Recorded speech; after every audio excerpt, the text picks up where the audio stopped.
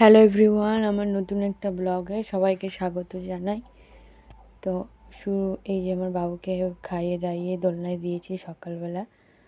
তো এবার সকালবেলা যেহেতু আমার বেশি দিন হয়নি, তো আমি বাড়ির খুব একটা কাজ করি না, আমার বিছানাটা গুছিয়ে নিচ্ছি। আর যেহেতু আমার বাবু সিজার না নর্মাল, সেই বিষয়ে আলোচনা করব।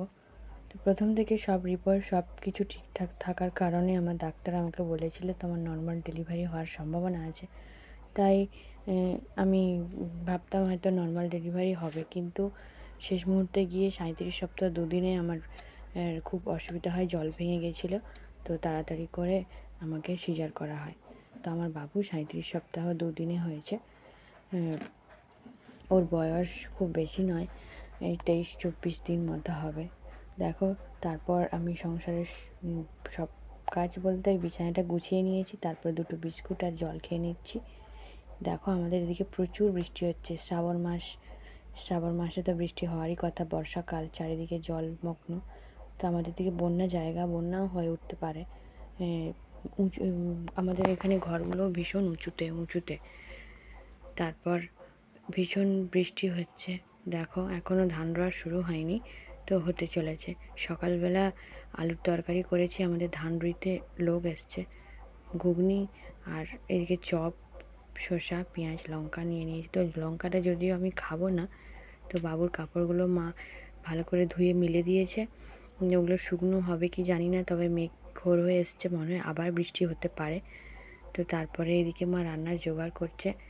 আমি বাবুকে নিয়ে বসেই ছিলাম, তো মাকে বললাম যে সবজিগুলো কেটে দিচ্ছি। সবজি বলতে আজকে যেহেতু আমাদের যারা ধানরুইতে এসছে সেই সবাই আজকের ভাত খাবে, তাই মাংসর আয়োজন করা হয়েছে। মা এদিকে সব কিছু রেডি করে মাংসটা ঠিকঠাক সাইজ করে নিচ্ছে।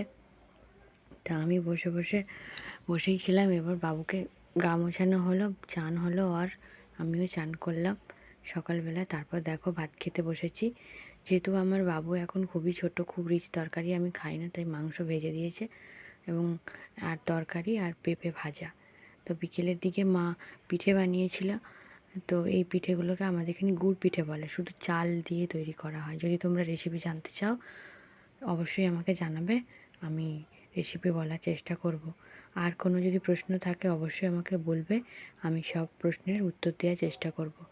এবং আমি খুব বেশি দিন নয় এই ব্লগ বানাচ্ছি, ছোট ছোট ব্লগ শেয়ার করতাম, তবে বড় ব্লগ এই বেশ কয়েক মাস হচ্ছে শেয়ার করছি। প্রতিদিন দিতে পারি না, বুঝতেই পারছো, ছোট বাচ্চা, তাকে নিয়ে সামলানো এবং ব্লগ শেয়ার করা সম্ভব হয় না। তো শর্ট ভিডিওর মাধ্যমে তোমাদের যদি কোনো প্রশ্ন থাকে অবশ্যই আমাকে বলো, আমি চেষ্টা করব প্রশ্নগুলো সলভ করার।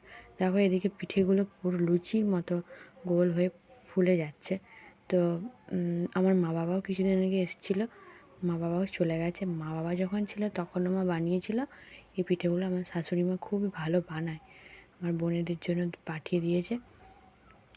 তো তোমাদের যদি ব্লগটা ভালো লেগে থাকে অবশ্যই লাইক করো। যেহেতু আমি নতুন, আমার ভুল ত্রুটি হতে পারে, তাই ক্ষমা করবে।